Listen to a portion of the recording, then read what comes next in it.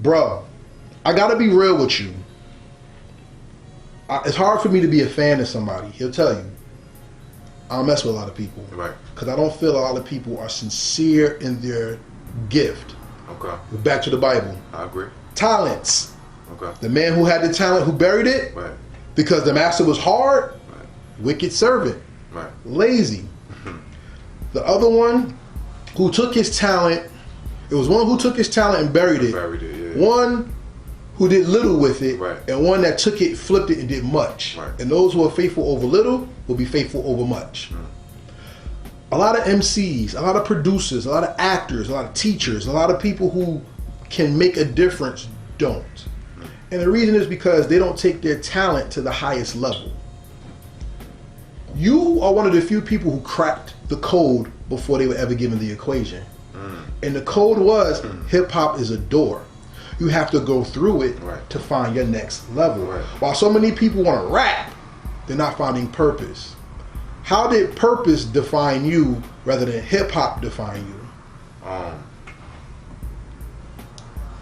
At that point when I was starting to level up spiritually and I thought I was done with hip-hop, at that point, this is before Pressure, this is before Sway, and that was the first time since I became an artist in 12 years that I was comfortable not identifying myself as a rapper.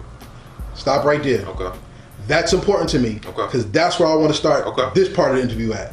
You know what impresses me with you? It's not your music. Right. You know what impresses me about you is your manhood. Okay. Most people, I can respect their music, but not their manhood. Right. You, the first time I actually experienced you, right. not heard you, right. Lincoln Park. And that's where you said, I'm going to change the game right now, and you proposed to your lady on stage. Facts. That's where I saw manhood instead of a nigga who raps. Right. Not a man who raps. Because everybody said, oh, this nigga on stage. Right. No. You put nigga away and you put your family front line. Right. That's when I got to appreciate you. Right. Because just the same way, everybody likes Sean Price. Right. Microphone, master, microphone, mic, master. Like King Kong is my joint. No doubt. But what made me love Sean Price was how he talked about Bernadette. No doubt. What makes me love Wu-Tang is how even they may have multiple women, they keep them at a level where it's respectable. Right. All my favorite MCs are like that. They either keep their family private because they understand the sanctity of peace in the home, or they bring their women with them. And that's very hard because as a man, you can have a great woman who just doesn't share in your vision. Right. So salute to you, your wife, and your child. My brother. When you showed that on stage, I think you show that hip-hop has the ability to grow up. Yeah. Why is it important for the genre to mature rather than to just stay a music? Because of how powerful a medium it is. And a lot of times we put all the onus on this generation of hip-hop. I was honored enough to go to the BX Hip-Hop Gala where they honored a lot of the pioneers, Theodore, Curtis Blow was there. And prior to that, I was fortunate enough to be inducted into the New Hip Hop Hall of Fame. And during the ceremonies, during the weekend, they showed a lot of different documentaries.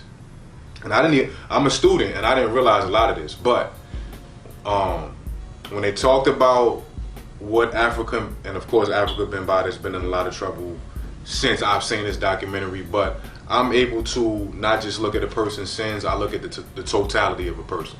So even though Bambaataa came from street life, gang shit, beat motherfuckers up, stabbing people and all this other stuff, when he was enlightened, when he became awoke, if you will, right? His mission was to use the budding genre of hip hop to take the principles of Egyptology and Kemet around the world, right? So this is why early hip hop was literally a science, right? But the record labels couldn't get access to those type of dudes because they had certain principles.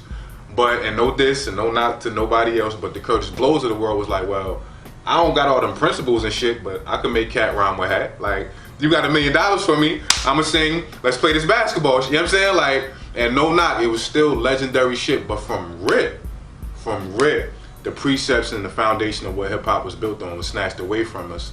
And it's just been a progressive degradation along the line to this point where it's just so in your face, it's like, what the fuck is that? I don't see hip hop when I turn on BT. I don't see hip hop when I turn on MTV, when I listen to the radio. And to understand the precepts that it was built on, right? The generations that came before hip hop. Muhammad Ali making like the little quips and maxims he used to say about his fights rhyme, like the jive era when everything was, our language was rhyming, and all the way back to when we was telling stories around the campfire, banging them. This is what this industry, this culture, this art form is based on. And to be at a point where the majority of the mainstream of it has nothing to offer our spirit, nothing, and now we at the point where hip hop is officially the biggest financial powerhouse in entertainment. We finally at that point when the balance, again, the scales has been tipped in the direction of we getting the money, but only on the level of finances. We not valuable in here no more. We not infusing that. So it has to be a responsibility for these artists now. Like I said, every record ain't got to teach. But at some point in a 5, 10, 15-year career, it got to be something in there that could feed somebody's spirit. So yeah, man, that's our responsibility. Like, that's real deep, because it reminds me of a song. Niggas pray on me like a rosary. How does that? How does that? How does that come together with what you said? That whatever something great comes from the soul of the planet, the collective body of the planet is taking the soul and trying to kill it by making it not so full. Okay. How does that translate from that song? Well, when you in a space that I've grown to be in, you become a threat to status quo. And whether that's status quo of the hood, whether that's political status quo, dietary, social, whatever, you become a threat, you become a pariah, because we in a generation, again, where hip hop shifting, being original is a sin now. Oh yeah, of course. As opposed to biting somebody used to be a sin. So the minute it's 100 people and they all got on, 99 got on blue and you got on, what the fuck are you doing with this red on, bro? Like, what you doing out here? Yeah. And people, even on the subconscious level, even if they don't understand why, will begin to attack. Again, Kanye goes through a lot of the same shit. Pac went through the same shit. People would tell me Pac was so contradictory, right? But at any given moment, if you was to like really dig into your life, you're gonna see polar opposite ends of the spectrum from the same person, right? People will tell me when we talking about their emotional state, I don't take no shit, right? But you go to work for 10 hours and you take all the shit in the world, right? But you want to sit here and tell, because you only honoring this aspect of yourself. I feel like even if I don't agree totally with somebody, I can always honor somebody that identifies with the both poles of themselves, the light and the dark, masculine and the feminine, night and day. And that's why I feel like hip hop is suffering right now, because we're not honoring both poles. My mind is blank, because you gave me 13 questions at one time, which is dope, because now I'm excited. And that's why I said we get to the deep part right now. See, you talk about when you get hot, you mad, now I'm excited right now. You know what I'm saying? So, going to what you said, then I have to ask you this. If you're not a person who contradicts yourself, then you're not a person who's growing. Because consistency is the mark of genius and work, but consistency is the mark of laziness and character and habit. Redman nowadays is the most, he's the king of Jersey when it comes to hip hop, right? It could be argued as well, but he's the king of Jersey. And I hear people say the thing that makes Redman not a top 5 artist is Redman never had depth in his music. Redman only talked about comedy, blunts, you know, he was Superman lover. But if you hear Black Man in America, he's talking that real stuff, that's family and all types of stuff. So proud of him when I saw that, bro. So when Redman comes out with that, everybody gotta say, Redman got it. He might have heard people, or he might have just matured into it. But Redman got it. Jay-Z didn't get it for a lot of people until 444 came out. Nas always had it to the point where Jay-Z got to acknowledge. You're just trying to acknowledge, but what's Jay-Z doing? Exactly. When I listen to Dox Diggla, Dox goes from the paradox to pressure. Rent due, no, I mean, and that's real life. Facts. To then, from being a rapper, pray on me like a rosary, and pray for my downfall.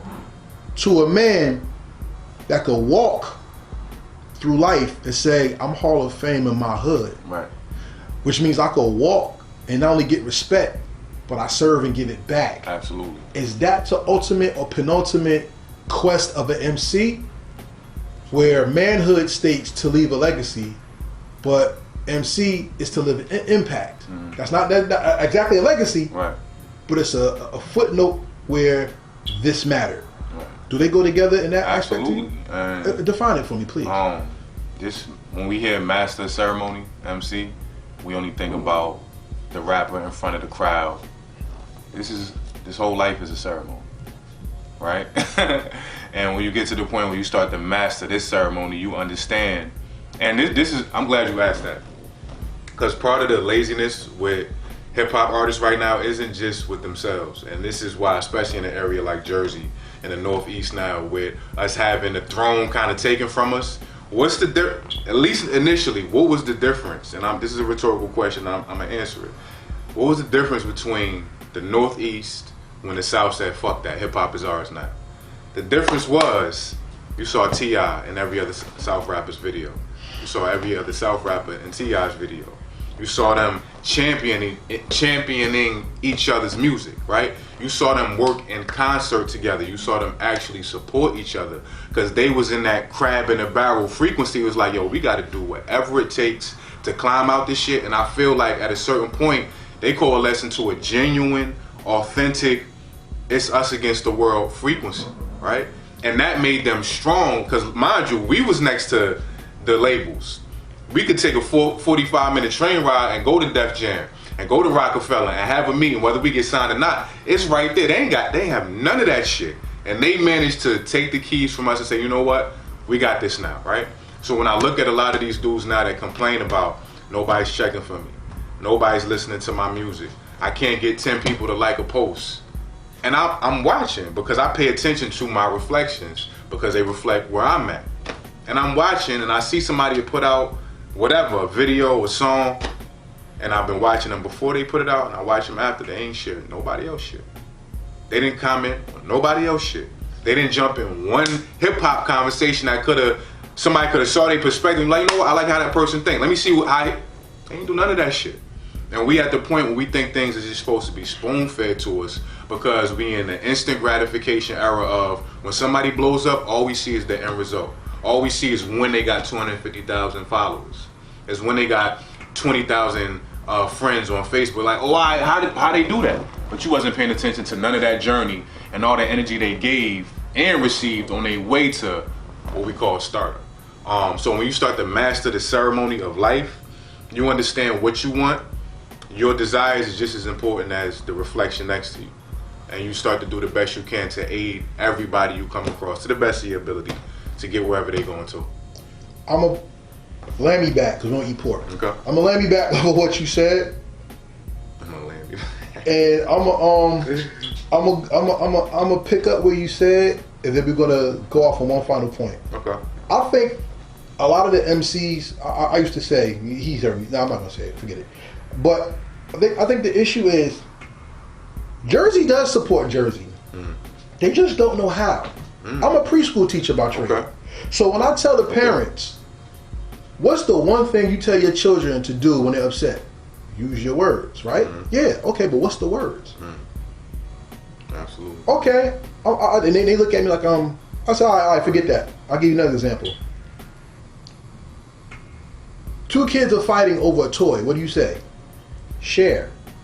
If you don't know the definition of share, when you say it, how can you do it? You have to show it. Right. Heritage hip hop was made not to support, period. It was made to teach history of Jersey. Shout out to G-Rock, shout out to Big Snuff, shout out to Govmatic, shout out to Mike C, and so many others like MC Swanee, Double S. Like there's so many people out there that people don't know. Right. But it evolved. And what I see that Atlanta did, that most MCs, you got half the story correct, which is dope. Now let me give you some other perspective. T.I.'s here. Outkast is here. Killer Mike is here. Georgia's Most Wanted is here. Most people don't talk about Georgia's Most Wanted. You got Goody Mob here and all that, right? We always stick to the 90s era, but there was people from the 80s and stuff that was rhyming too. This is what they did. They championed something there that held them up, so they had a vehicle to build them. Right. My beef with artists is not that they don't post each other. You build them relationships. You have outlets like us. I'm always gonna put us first. Of course. But you have One New Jersey, A Squad Rebel, Right. Rejects, Nonfiction, da da da da da da da. How many artists champion a movement Great point. and go to a movement? Great point. So my thing is, why you broke? Right. You broke because you're not really learning the game. You just making fucking music. Right. And to end on this point, because I do want you to say something after this. Okay. If you're an artist and you don't know music is the most unimportant thing you do when it comes to your craft, you're not really an artist. Facts. You're a hobbyist. Facts. What makes Dox Diggla an artist and not a hobbyist? And I had a similar approach. I would always tell people once I started to learn that aspect of the game, the music is 10% of this shit. It's the easiest part. Whether you the best rapper in the world or the worst rapper in the world, whatever it is you make, that's point A. Point B to Z is not just how you live or what you do with that art. And case in point, like when I really got to the point where I was okay with not just identifying myself as Dox, I'm a rapper, this, that, and the third. That's when the other pieces of myself started to explode. And it wasn't even a conscious thought like, okay, I'm not a rapper no more, what do I do next? All right, I'm gonna be a meditation teacher, and that's gonna get rapping. I had no idea that was gonna happen. I didn't even have a conscious desire to teach meditation, right? I got the downloads beyond my conscious mind when I went to a retreat, but that's a whole other story or whatever. But I was told by my higher self, all right, you gotta go back and start teaching. My first class, I started with one person that showed up. Now I'm at the point where if you follow me, you see my posts, we got hundreds of people at class. I was hired by the Newark mayor's office. And I say all that to say, a lot of times they don't come and support these platforms. You know why? Because the instant gratification frequency. They feel like, I want to just go this way right now, right? I want to just be on the Breakfast Club right now. I don't feel like doing 10, 15 of these smaller joints, right? To be able to get to that point.